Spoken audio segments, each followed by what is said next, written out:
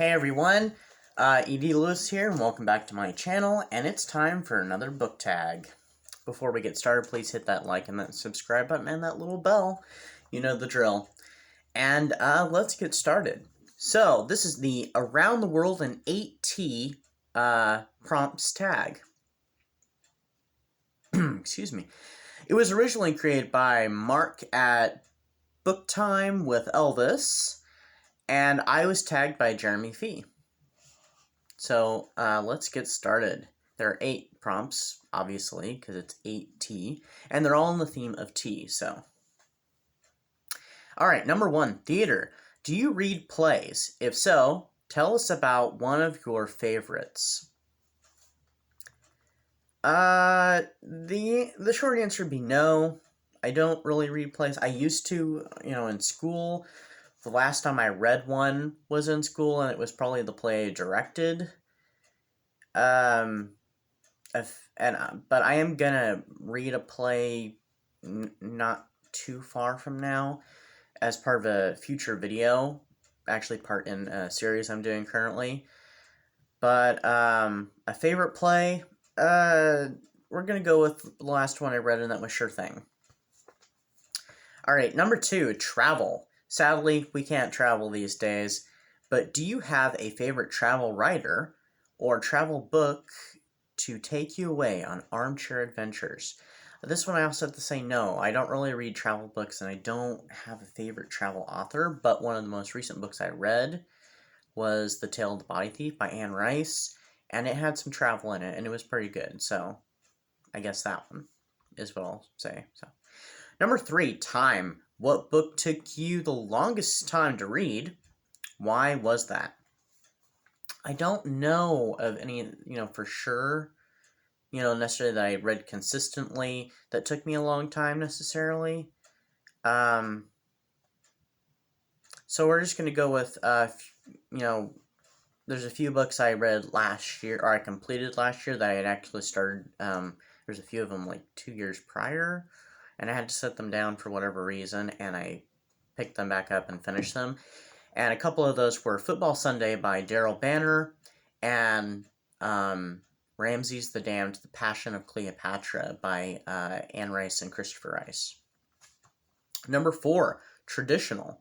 Fairy tales or nursery rhymes? What are some of your favorites, and what are some you would not think suitable for kids today?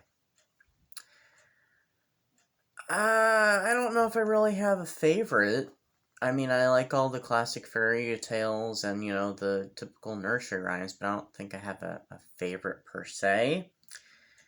And I don't know if I'd really say that any of them are not suitable for kids these days.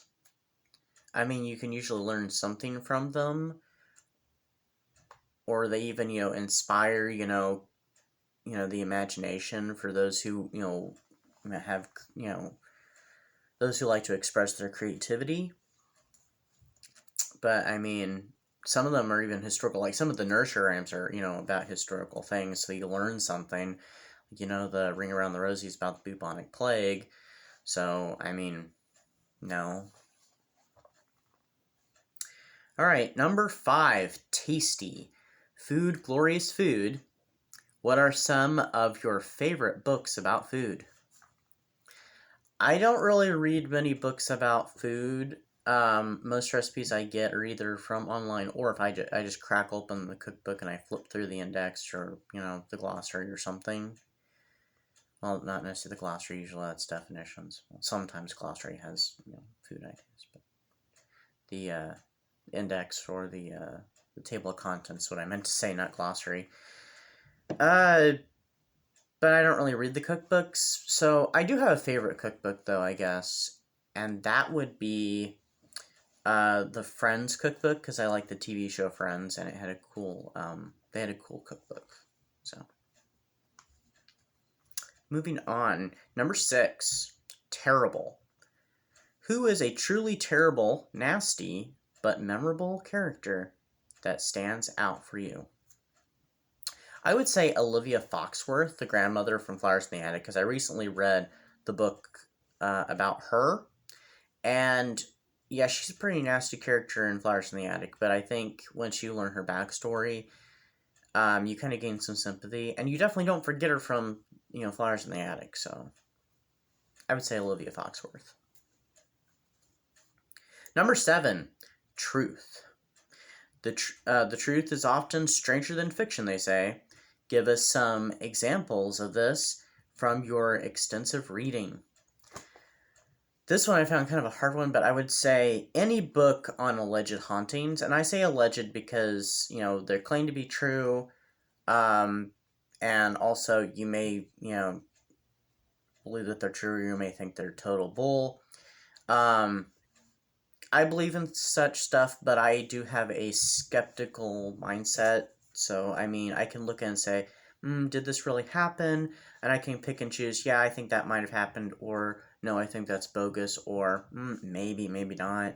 So, some of those things that are claimed in those hauntings are pretty strange, and if they are true, then definitely they'd be stranger than a lot of fiction.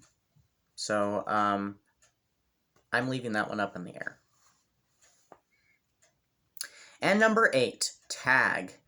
Make up an 8th prompt directed to those you wish to tag. Please stick to the theme of tea. So Jeremy picked trouble. When is it a good time to be in trouble? I would say anytime when you can end up calling in a favor that's due to you or one that's overdue. Something that, one you can call in a really good favor and you can get yourself out of it, or someone can get you out of it and they owe you. So that's what I would say. And then I am picking tribal. Tell us a book that takes you back to one of man's baser instincts. And I am going to tag Pay at attention. Now, Pay, if you're watching, don't feel obligated to do this tag, but if you do, I will be definitely interested in your answer to that last one. So, anyway. That's all I've got for you guys, and I'll see you next time, and stay tuned to my series on Dracula. So, anyway, bye-bye.